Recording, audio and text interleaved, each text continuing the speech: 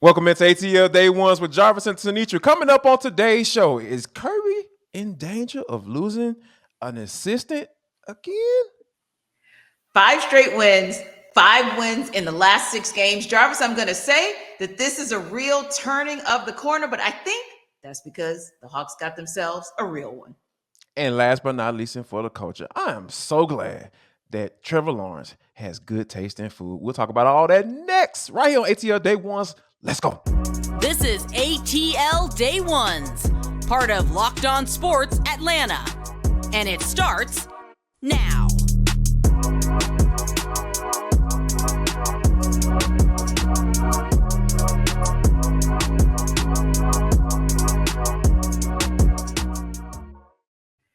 Want to say thank you for making ATL Day Ones your first listen of the day. And remember, we're free and available wherever you download your podcast. And wherever you download your podcast, make sure that you leave us a 5-star review. Really appreciate that from you in advance. Today's episode of the ATL Day Ones is brought to you by Bet Online. It is definitely where the game starts. Now, T, the folks want to get to know us, see us a little bit more, check us out on the big screen, see what's going on, see what's popping. How about this? You guys need to go to Roku or Amazon or both. If you just can't get enough of us, go drop it in that search box. Locked On Sports Atlanta and ATL Day Ones will be the first thing you see. And you can get caught up on all this goodness that we have going on right here on Locked On Sports Atlanta. But T, my goodness, Todd Monken, is I even tweeted out during the national championship game. I'm like, this dude is in the matrix. Like whatever he dialed up, it worked. And it's whether it be getting the rock to Kenny McIntosh or Milton or throwing the ball to Adonai Mitchell, it would just seem, or it just seems like whatever he drew up, it actually worked. And I think that from a play calling standpoint, and just from the performance that he's had being the OC of back-to-back national championships, Yes. when the news came down that he may be the leading candidate for the Tampa Bay Buccaneers, because we know Todd Bowles just fired everybody on the offensive staff. Right. Because it's all their fault. Yeah. Not the dude that doggone threw those interceptions and Right. played badly and can't make the same amount of throws. I don't know if you all noticed, but I feel some type of way about Byron Leverage getting fired. I don't like black on black crime. You know what I mean? Same. Just keep it funky right now. But I think that when you think about teams coming around, or whether it be college football teams or NFL teams, I'm not too surprised by the Tampa Bay Buccaneers trying to see if they can talk to a Mr. Monken.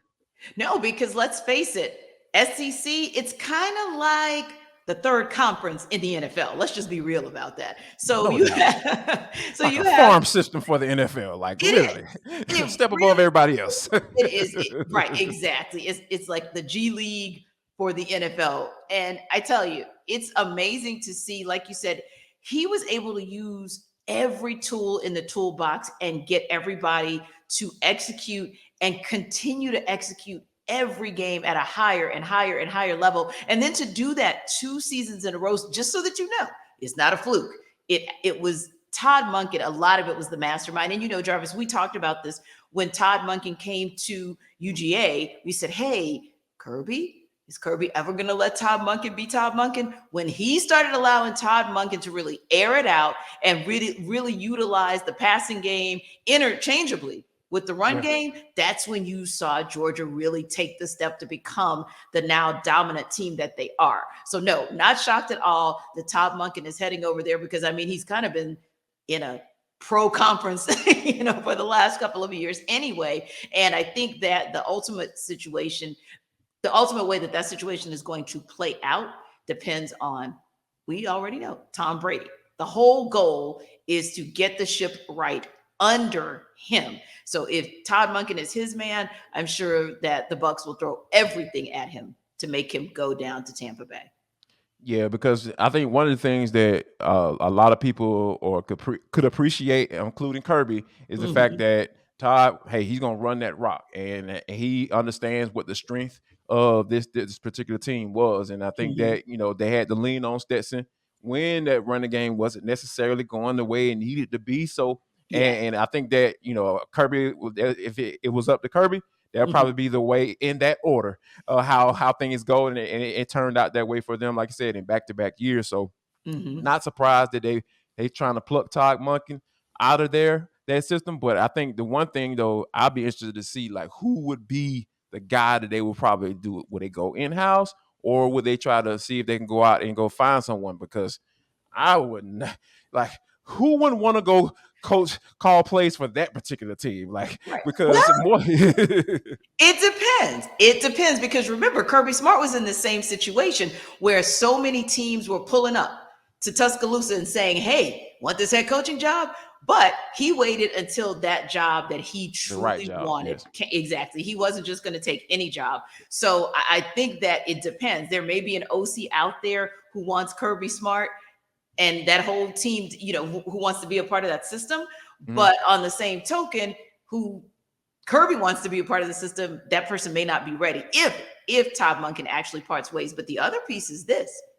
Todd Monken may get the Bucs to throw in the kitchen sink, but let's not forget, Nick Saban threw in everything. He threw everything at Kirby. Every time there was a threat to take him out of Tuscaloosa, man, Nick Saban was like, not quite yet, until that job finally came where everybody, including Nick Saban, knew like, yeah, won't be able to retain him this time. I suspect that Kirby Smart already has a plan in place, whether that's to go outside. That's one option. But I suspect Kirby might do what he has to do as well to keep Todd Monken in Athens the way Nick kept him in Tuscaloosa. And to be honest with you, Todd Monken might not need any help to stay in Athens because do I really want to go on Todd Bowles' staff right now with no quarterback in sight? Kyle Trask ain't it? I can go ahead. I don't. You already saw him. We already see him. We know what Kyle Trask is in college. Like you know what I mean. So that's a no. And Tom Brady is more than likely. Everybody is suspecting him to probably go somewhere else or test the waters in free agency and go see what's going on and see what's out there. So. Yeah, I don't suspect Todd Monken would. I'm sure he'll entertain it, but to be honest with you, I think he'll end up staying. Being that, we're talking about staying and going, the transfer portal has just been popping because, we got players leaving, coming and going from Georgia and Athens specifically. It was like I was reading how many guys have left. I'm like, man, like it's a laundry list of dudes, and guys who had playing time too, not necessarily guys who were looking for an opportunity. So I think it's the fact that this period has come to be put on pause. Grad transfers still can do their thing and go into the portal T. But when you look at Georgia and them snagging Ra Thomas from Mississippi State and snagging Dominic Lovett, who got a chance to kind of get an eye on when Georgia played the Missouri Tigers out there on the road. And, dude is a doggone good receiver. So my question to you is, though, they got these guys before we got the news about Adonai Mitchell. Now, Kirby Smart is the dude that prepares for every situation, seemingly, especially when it comes to game planning and having those guys prepared and ready to go for anything that can happen out on that field. Do you think this was the case when it comes to these two guys? You think that was a coincidence that these two prominent receivers on their teams were already jumped in the portal and was ready to roll and throwing that red and black before Adonai Mitchell decided to jump in the portal? Oh, yeah, there was some conversation. And I'm sure that just because we found out recently that A.D. Mitchell was headed to Texas, that doesn't mean Kirby found out recently.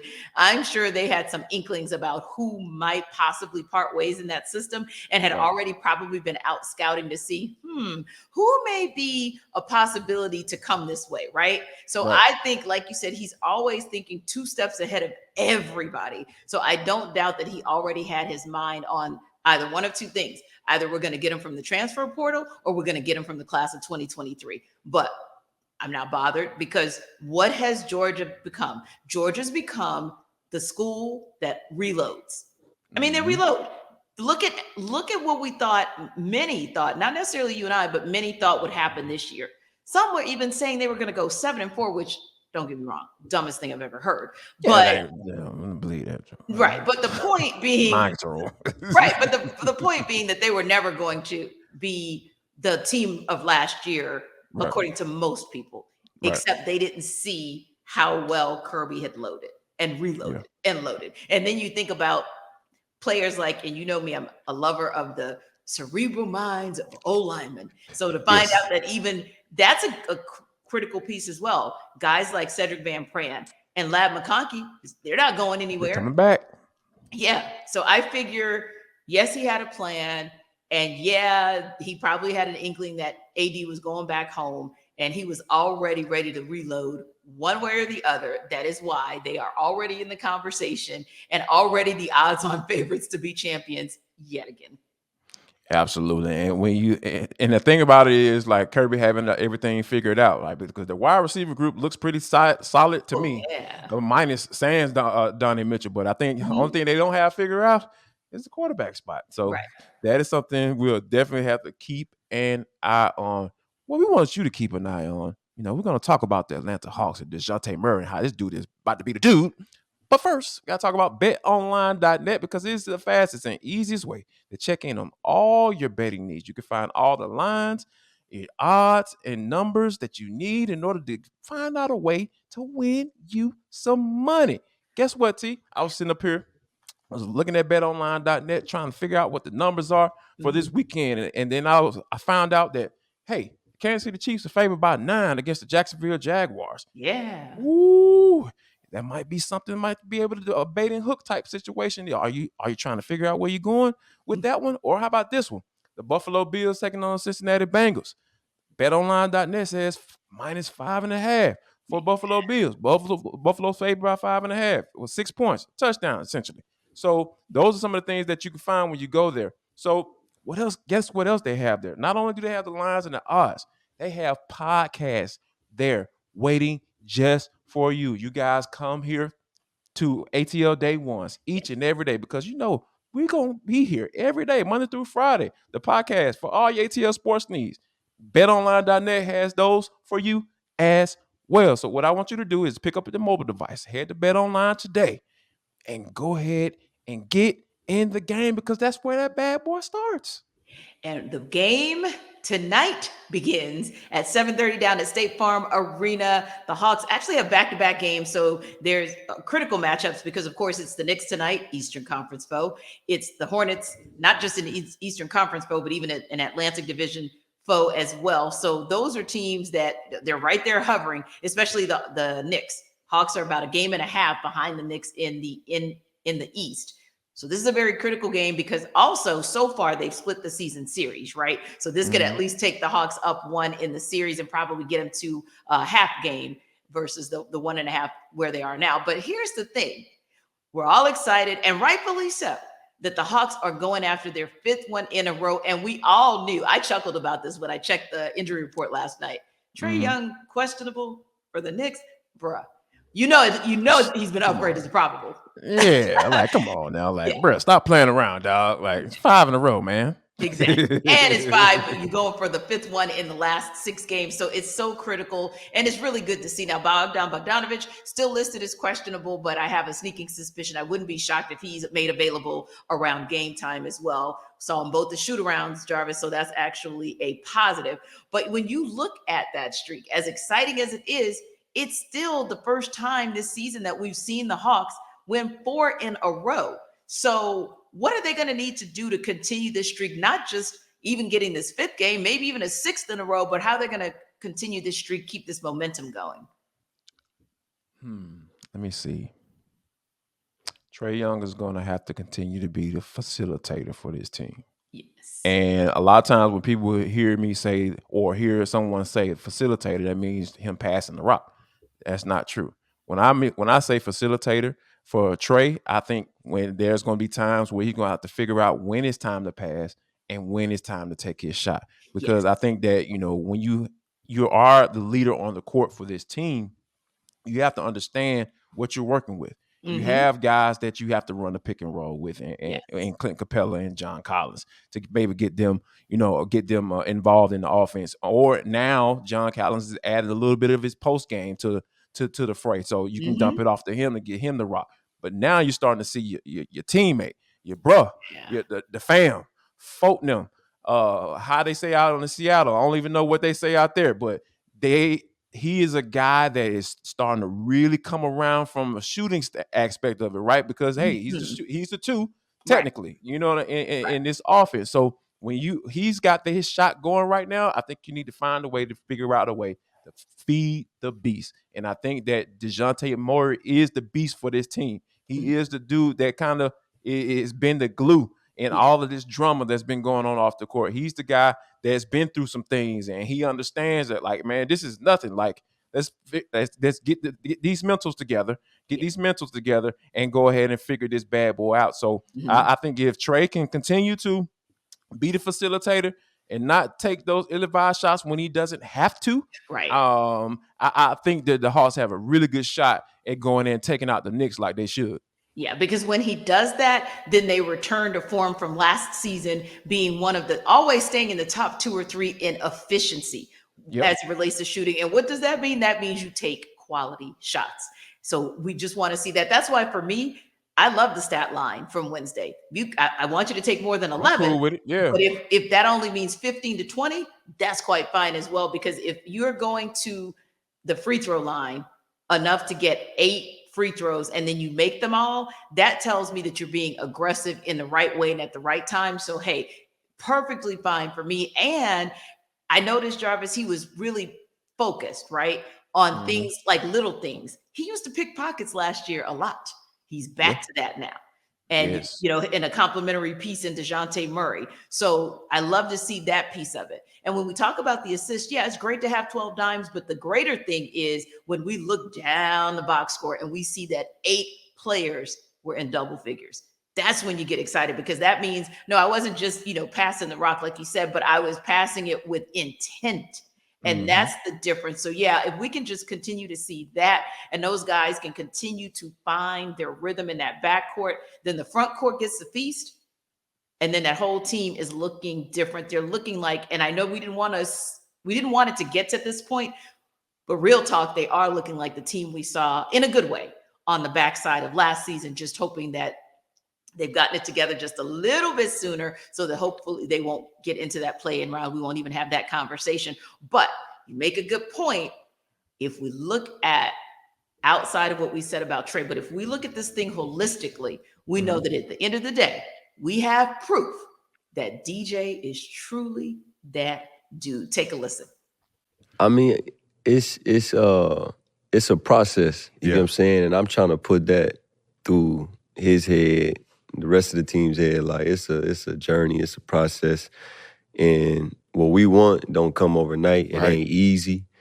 This league's a monster. As we know, you guys know, former players, like the talent's off the roof. You know what I'm saying?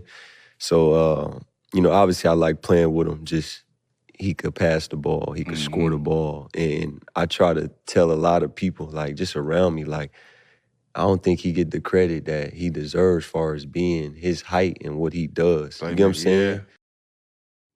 And those voices that you hear there are Matt Barnes and Steven Jackson of the All the Smoke podcast. It is amazing. If you guys haven't checked it out, we've definitely co-signed on that podcast. But more importantly, it's that comfortability that I know I saw when I watched the podcast earlier today. And Dejounte just being very, very real about who he is, where he comes from, and what his expectations are. And I think that may be one of those intangibles, nothing that we see physically on the court on the stat line, but that's really where the change comes. How many times over the last 2 or 3 years have we said, man, if only the Hawks had that dog, if only they had that killer, if only they had that dude, they got him, guys. They finally got him. And the thing that, you talked about, it's funny that you say he feels comfortable. I feel comfortable with him being on this team. Yes. Here's why. Because when you talk about the things that he kind of, he's gone through in his life, you're talking about stability, right? Yes. Because he's been stabilized. He understands. He's confident in who he is as a man. He has a daughter. He values her. And you hear him talking about her. He's a father.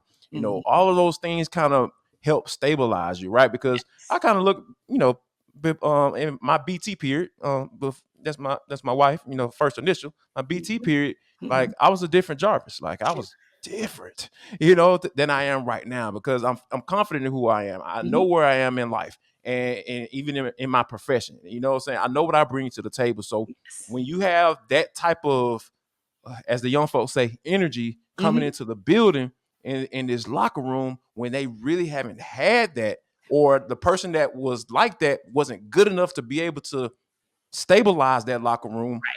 You have that coming to that locker room, it makes a difference because, like, I've been in locker rooms, played in them, and I've been covered them. Like when you understand like what that makeup is, and when you the safe haven that it is, when you have guys in there that can sit up here and say a few words and everybody shut up and listen. That's the type of guy that Dejounte Murray is, and you're starting to really see it come to fruition now during this winning streak. Yeah, and he seems like a quiet guy, but remember, there are quiet assassins in this world because a lot of killers move in silence. And that's what you want. You don't want all that rah-rah. You don't need that. And there's a place where, there are people like that, like the Patrick Beverleys of the world. That's fine. Be you, Patrick Beverley, because that's who you are. But Dejounte Murray is the perfect one. I think he's got just enough swag for this city, enough edge for that team. And Jarvis, he's earned the respect. Not that he didn't have it before he came on board, but he's really earned the trust and respect of that team and that coaching staff. So yeah, I think they found their guy. Doesn't have to necessarily be the quote unquote best player on the team, because that's something that Trae has even said. The best player on the team isn't always the leader. And at times, Dejounte is going to be the best player on the team. At times, Trae is going to be the best player on the team. But most of the time, I think you're going to see Dejounte lead both by word and by deed. So normally, we tell you guys, go on and get your Built Bar because it's going to be a long night. This weekend, I think you guys should OD on Built Bars because you're going to be so excited tonight when they beat the Knicks. And then they're going to turn around and do it again against the Hornets. And so you should treat yourself, right, Jarvis? Treat yourself to a Built Bar because we're talking 100% real chocolate. We told you you can get more protein. So that means you got more energy, and it has something built in it that really allows that protein to be broken down quicker, which means it goes through your body and gives you mad energy mad quickly. So instead of 15 grams, now you got 17. And they found a way to reduce the number of calories. 10 calories may not seem like a big deal, but when you're trying to live a healthy life, every calorie that you can take off the board counts. So here's the good news. Now, if you are someone who likes convenience and you like to order things while you're chilling on the couch watching the Hawks play, then go ahead and keep going to built.com. Do you? And you can get your churro flavor, you can get your almond flavor, and you can get your peanut butter, cookie dough, all of it. But if you're like me and you actually like to go to a store, a brick and mortar, you got it. You can go to Walmart now and you can pick up the 4-box Built Bar of any choice, your choice of the flavor. And if you like buying in bulk, because hey, I'm thrifty, go to Sam's Club. They got something for you as well. 13 bars in a box. So don't forget, this weekend, go ahead and go to built.com. If you want to order online, go to Wally World, go to Sam's Club. And you know what? Come back and tell Jarvis what you thought about Built Bars. We'd love to hear your thoughts on it as well. I would love to hear your thoughts on how much you have liked and subscribed to our YouTube channel. I don't even care if you doggone unsubscribe and subscribe that much. Hit that doggone subscribe button because we're on our way to 6,000 subscribers. Yes, you heard that correctly. We are a little bit over 5,300 right now. We are rocking and rolling for the month of January. So yeah, let's get to at least 55 before the month is out. Come on, y'all. Y'all know y'all can do that. We got y'all. So we want to make sure you got us. So yeah, make sure you go to Locked On Sports Atlanta on YouTube. Type in that search box. We'll pop right up and hit that subscribe button right now. Go ahead and be a part of the family. But see, this is for the culture. It is the intersection between sports, entertainment, the culture, and sometimes whatever the hell we want to talk about. Yeah. So that's how we get down on this show. Today is no different, T. I kind of hinted at earlier on in the show about Trevor Lawrence having some very, very good tasting food.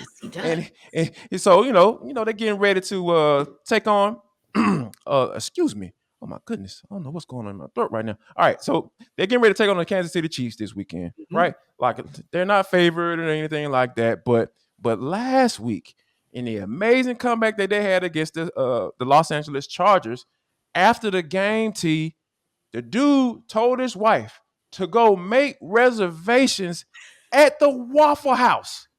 Not STK, not Chops, none of that.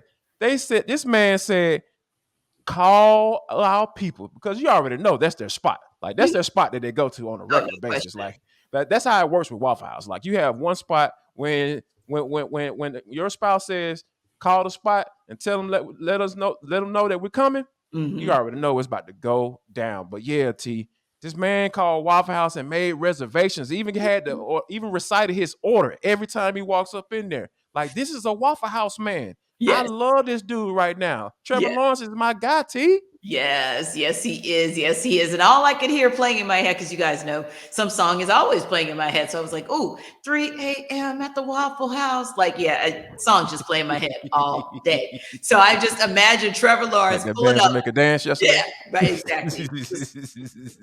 Forgive me, God. But Waffle House. Because 3 a.m. at the Waffle House also has innuendos. Yes. Yeah, 3 a.m. and Trevor bands and Lawrence, all that stuff. Yes. however, is going to Waffle House for his pecan waffle. And I like that too, Jarvis, because that's one of my favorites. I love the pecan waffle. Me too. Especially when they actually bake it in or put it in the batter. And you got to find your Waffle House that'll do that for you, because they will do it for you. But man, oh man, it was like you said, still our beating hearts, because that is so Atlanta Metro, because obviously we know he's from Cartersville, but that's so Atlanta Metro to do that. And we love it. We're here for it. Yeah, I'm here with all of it. Like I'm here with all of it. And we don't want to give a quick shout out to our guy Brian Gebhardt, who loves pecan waffles as well. He's going to be going out to the West Coast of California. Ooh. I don't know where he gonna find Waffle House at out there. T, like, do they even have a Waffle King or something? That's like what that? I said. You got Huddle an imitation House? Huddle House. Denny's. Ooh, Denny's. Ooh, Ain't that the is. answer.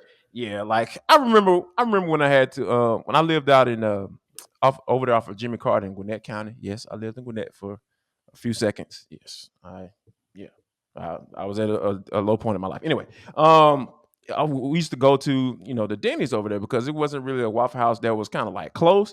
So I'm just like, all right, go to Denny's. It ain't it.